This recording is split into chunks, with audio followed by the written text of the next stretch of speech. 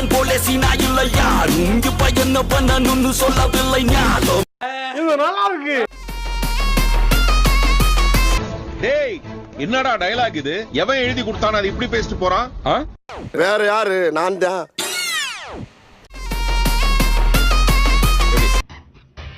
நல்லா இருக்கு. நல்லா இருக்கியா? நல்லா இருக்கு.